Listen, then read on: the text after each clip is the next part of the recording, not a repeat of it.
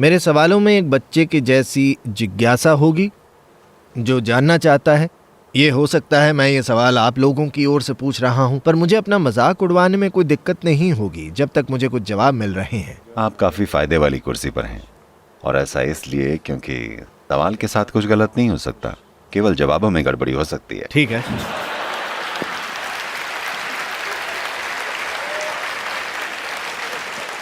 तो आप शुरुआत से ही फायदे में हैं। ग्रेट। आइए मेरे पहले सवाल से शुरू करते हैं। क्या आप मानते हैं कि भगवान है? आइए इसे समझते हैं। भगवान को समझने से पहले आइए बिलीफ यानी मान्यता से निपटते हैं। आप किसी चीज को क्यों मानते हैं? कोई कुछ मान लेता है क्योंकि वो इतने ईमानदार नहीं है कि स्वीकार कर लें कि वो नहीं जानते हैं। आप सिर्फ दो ही तरह के हो सकते हैं, या तो आप किसी चीज को जानते हैं या चीज को नहीं जानते। पर जिस भी चीज के बारे में आप नहीं जानते, जब आप खुद को बहाने देते हैं, उसे कहते हैं बिलीफ या मान्यता।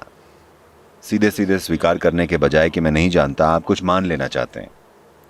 ऐसे कोई मान लेता है कि भगवान होते हैं, कोई मानता है कोई भगवान नहीं होते। दोनों एक ही नाव में हैं। उन्हें लगता है कि वो अलग हैं, पर दोनों ही इतने सुलझे हुए नहीं हैं कि स्वीकार कर लें कि वो नहीं जानते। इसमें दिक्कत क्या है कि आप ये समझें, जो मैं नहीं जानता मैं नहीं जानता। उन्हें दिक्कत इसलिए है क्योंकि वो मैं नहीं जानता की महानता को नहीं समझते। मैं नहीं जानता एक बहुत बहुत बड़ी संभावना है। अगर आप इस एक चीज को समझ गए कि मैं नहीं जानता, सिर्फ तभी जानने की संभावना आपके अंदर पैदा होगी। अगर आप समझ गए कि मैं नहीं जानता, तब जानने की लालसा आएगी। अगर लालसा जगी, तब तलाश शुरू होगी। अगर तलाश शुरू हो गई, तब संभावना आप में जीवित रहेगी। वो सब कुछ जिसे आप नहीं जानते, अगर आप उसे मानने लगे, तो आप जानने की संभावना को ही खत्म कर देंगे।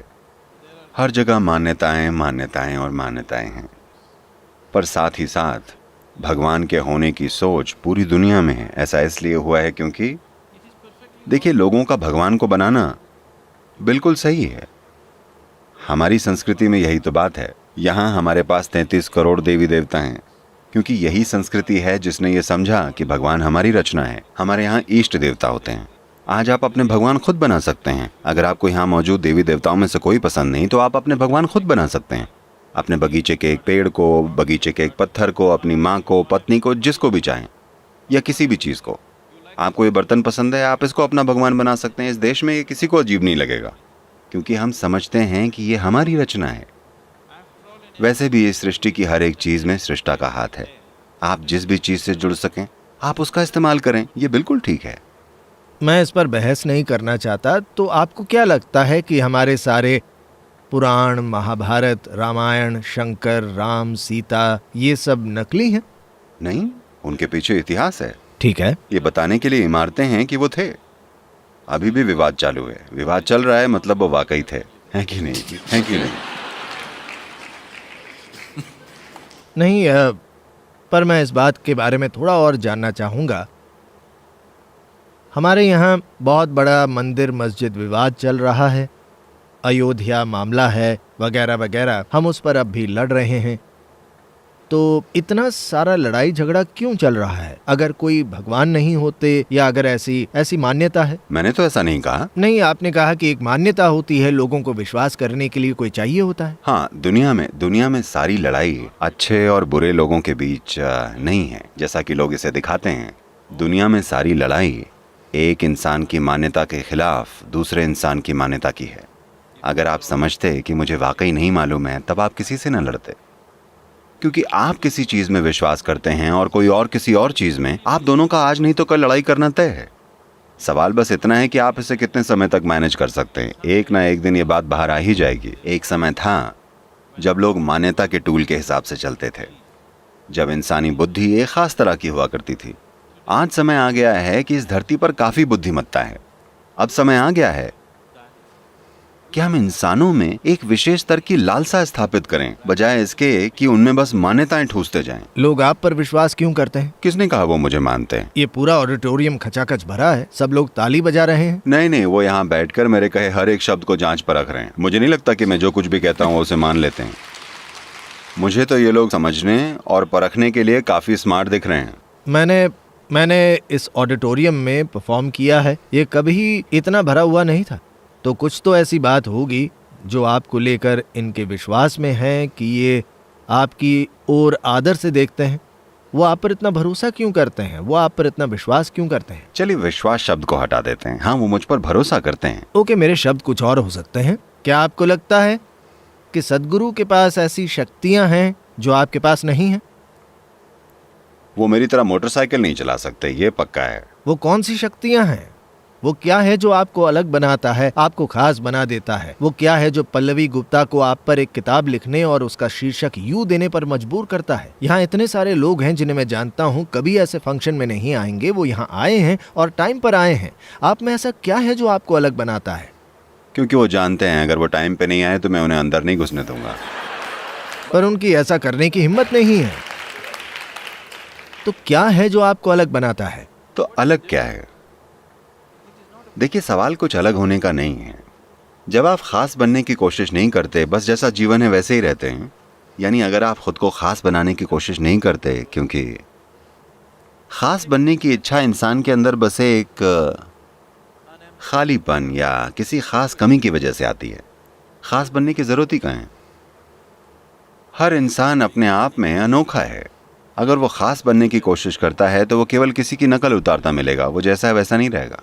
तो जब जीवन अनोखा है, धरती के हर पेड़ की पत्ती अनोखी है, सृष्टि का हर अणु अनोखा है, तो आपको खास बनने की जरूरत ही क्या है? अनोखा होना खास होने से बेहतर है कि नहीं? आपने अभी मेरे सवाल का जवाब नहीं दिया है। मुझे लगता है कि ये जानना मेरे लिए जरूरी है। देखिए, अभी आप में अनोखी बात क्या है? देखिए, अस्तित्व की प्रकृति ही कुछ ऐसी है। आपके आसपास होने वाली हर चीज की प्रकृति ही कुछ ऐसी है। अगर आप मिट्टी को खाने में बदल दें तो हम इसे खेती कहते हैं। उसी मिट्टी को क्या आप खा सकते हैं? क्या आप मिट्टी को प्लेट में लेकर खा सकते हैं? नहीं। लेकिन अगर आप रुकें, आप उसमें बीज बोएं और रुकें, तो वही मिट्टी भोजन बन जाती है और हम उसे कितने आदर के साथ खाते हैं। लेकिन ये तो कुछ और था, पर जब आप इसे खाते हैं तो ये हड्डी और मांस बन जाता है, या आप बन जाते हैं, और वो आपके और बाकी लोगों के लिए कितना कीमती है। तो जीवन इसी तरह चलता है। जो गंदगी थी वो फूल बन जाएगी, सिर्फ अगर आप उसे सही दिशा में पनपने दें। ये फूल, इसकी सुंदरता और खुशबू गंदगी से आती है। आप इसकी जड़ में जितनी ज़्यादा गंदगी डालेंगे, फूल उतना ही ज़्यादा बढ़िया खिलेगा। तो सवाल अलग होने के बारे में नहीं है, ना ही कुछ खास होने के बारे में है। सवाल सिर्फ इतना है कि क्या आप खुद को खिलने देंगे या आप बस खुद को गंदगी में लोट लगाते रहने देंगे। मुझे भारतीय होने पर बहुत गर्व महसूस होता है और मुझे यकीन है बहुत से लोगों को होता होगा, पर भ्रष्टाचार मुझे परेशान करता है और मुझे यकीन है आपने भी इस पर बात की होगी। आपको लगता है आध्यात्मिकता भ्रष्टाचार से छुटकारा दिलाने में कुछ हद तक मदद कर सकती है? चलिए इस भ्रष्टाचार को सही नज़रिए से समझते हैं, बजाय इसके कि आप उन मुट्ठी भर लोगों के खिलाफ प्रतिक्रिया करें जो फायदेमंद स्थिति में हैं। ठीक है? मैं चाहता हूं कि आप इसे समझें, क्योंकि स्वतंत्र भारत के इतिहास में यह पहली बार है, यानी 64 सालों में, यानी लोगों की 2 पीढ़ियों में, उनमें से कम 50 से 60% लोगों के साथ इतना बुरा हुआ है। आज आप और मैं यहाँ पर बात करेंगे और घर जाकर अच्छे से खाएंगे। हमारे यहाँ इतने सारे लोग हैं, लगभग 40 करोड़ लोग, जो ऐसा नहीं कर सकते। तो अगर हम अगले 5 से 10 सालों को ठीक से संभाल लें, हम इसको बदल सकते हैं। ये एक बहुत बड़ी संभावना है जो हमारे सामने खड़ी है।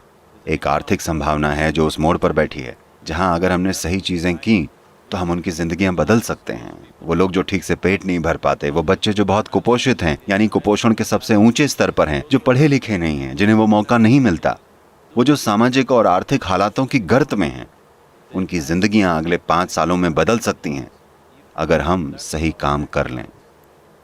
हर भारतीय को यह समझना चाहिए, ये सिर्फ अर्थव्यवस्था यानी स्टॉक मार्केट की बात नहीं है। ये उन भूखे लोगों के बारे में है जिनको खाना मिल पाएगा। अर्थव्यवस्था का मतलब स्टॉक मार्केट नहीं होता। अर्थव्यवस्था का मतलब विदेशी कारों का भारत में आना नहीं है। अर्थव्यवस्था का मतलब ये नहीं है कि आपके पास पहनने को बेहतर कपड़े हैं। इसका मतलब ये सब नहीं होता। अर्थव्यवस्था को बेहतर बनाने का मतलब है कि देश में कोई बच्चा भूखा नहीं होगा, जो कि एक ऐसी चीज है जिसके लिए हम सबको कुछ ना कुछ करना पड़ेगा। और ये संभावना खतरे में है। मैं जहां भी जाता हूं, मैं दुनिया के जितने भी आर्थिक और राजनीतिक नेताओं से मिलता हूं, सबके सब यही कहते हैं, हमें भारत आना है, भारत एक बहुत बड़ी संभावना है, लेकिन भ्रष्टाचार वाली शर्मिंदगी, इसको हम नहीं झेल सकते। क्योंकि बात सिर्फ पैसों की नहीं है, वो थोड़ा सा परसेंटेज देकर काम करवाने के लिए तैयार हैं, पर उनको रोजाना जिस शर्मिंदगी का सामना करवाया जाता है, जिसके हम आदी हो चुके हैं, वो उससे गुजरने के लिए तैयार नहीं है। वो कहते हैं हम वहां बिजनेस नहीं कर पाएंगे, वो चलेगा, पर हमें वहां आकर उस झंझट में नहीं पड़ना। तो इस संभावना को मुट्ठी भर लोगों के द्वारा खतरे में डाला जा रहा है, या मुट्ठी भर कहना गलत होगा, ये पूरा का पूरा देश भ्रष्ट लोगों से भरा पड़ा है। क्योंकि मुंबई की सड़कों पर कितने ऐसे लोग हैं जो अगर पुलिस वाले ना हो तो रेड लाइट पर रुकेंगे? मेरे ख्याल से केवल 10% लोग रुकेंगे। तो ये 90% लोग भ्रष्ट हैं। अगर आप इन्हें मुख्यमंत्री या प्रधानमंत्री बनाएंगे तो आपको पता है वो क्या करेंगे। तो इसको बस एक बुरा सा नाम भ्रष्टाचार देने के बजाय हमें ये समझने की जरूरत है कि एक समाज के तौर पर हम लोग अपने जीवन को सामंतवादी तरीकों से निकालकर एक लोकतांत्रिक तरीके की ओर ले जाने की कोशिश में हैं। लोकतांत्रिक तरीके अब भी हमें समा नहीं पाए हैं, तो मैं कह रहा हूं हमारे मन में, पर हमारा स्वभाव अब भी सामंतवादी है। लेकिन हम एक लोकतंत्र चलाने की कोशिश में हैं। लोकतंत्र तब तक नहीं होगा जब तक उसके बारे में सक्रिय रूप से ये नहीं पढ़ाया जाता कि लोकतंत्र है क्या, लोकतंत्र की शक्ति क्या होती है, इसका मतलब क्या है, एक लोकतांत्रिक समाज में रहने की जिम्मेदारी क्या होती है। ये चीज नहीं हुई है। हमने बस अंग्रेजों से लोकतंत्र ले लिया है और अब हमें लगता है कि हम बस 5 साल में एक बार वोट दे देंगे, अपनी उंगली खराब कर लेंगे और सब कुछ हो जाएगा। नहीं, हमने लोगों को शिक्षित नहीं किया है। हम अब भी एक सामंतवादी समाज हैं जो लोकतांत्रिक होने का नाटक कर रहा है।